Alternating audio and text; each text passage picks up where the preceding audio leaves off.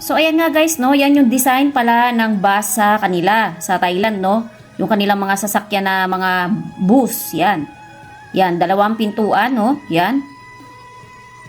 So nakakapagtaka, hindi na nabuksan yung isang pinto, no, siguro dahil yung control nga, no, yung control nasa harap, lahat ng control nasa driver seat. At ayan, yung isang gas tank, no. So yan ang mga nagsusupply ng gas. Kakaiba yung gas sa kanila guys, no? Hindi katulad sa atin na liquid. At ayan ang style ng loob, no? Yan pinakita yung pinaka-style, design. So ayan lahat, nasa likodan lahat. Yan yung mga tubo na yan, no? Mga bakal lahat yan. So pa nagsimulang magsunog guys, masunog o anong problemang aberya sa kanya. So ganyan na mangyayari pala, oh. Doon siya magsisimulang magliyab. At yan, gagapang dyan sa mga tubo na yan.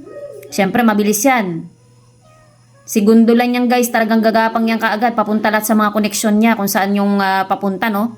O lahat yan gagapang papunta sa driver seat kasi lahat nandoon yung control. Kasi yan yung nagbibigay ng supply para umandar yung bus. Yan yung kanilang gas. Ayan naman pala, mayroon naman palang pampatay ng sunog. So bakit kaya tumindi ng ganun?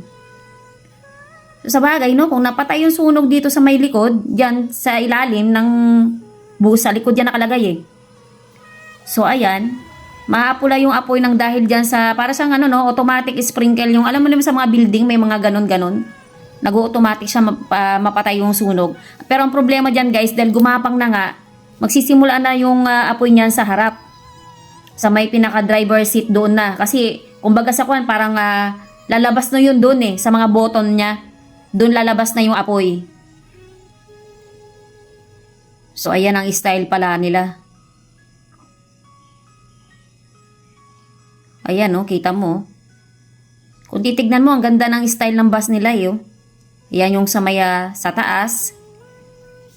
Yan, may extra pa dito, no, sa may gilid. Nakakapagtaka lang, guys. Ang sabi ng government nila, no, sa yung sa ganyan, dapat 3 lang daw. At ayan nga ang button lahat, oh. So lahat ng kuwan nasa harap talaga, lahat ang control button nila. So driver talaga yung may access dyan guys dito, oh. At ayun ang extra nila. Magkabilaan yan. So ayan, no, para siyang alam mo yung ginagamit natin sa pagluluto na gas, pero hindi ganun yun.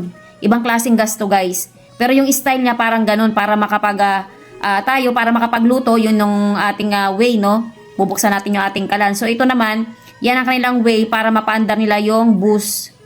Hindi sila katulad nung dito sa atin na gas na liquid, no? Sila ganyan. Para siyang hangin na gas, no?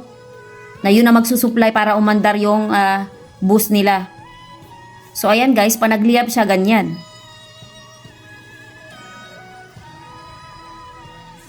So ang sabi pumutok lang yung gulong, pero para sa akin parang hindi reason nyo na pumutok lang yung gulong magkakaroon na ng aberya sa doon, magkakaroon na ng cause ng sunog agad ng dahil lang sa gulong. Baka siguro meron na something na yung bus na to guys na hindi na pansin, no?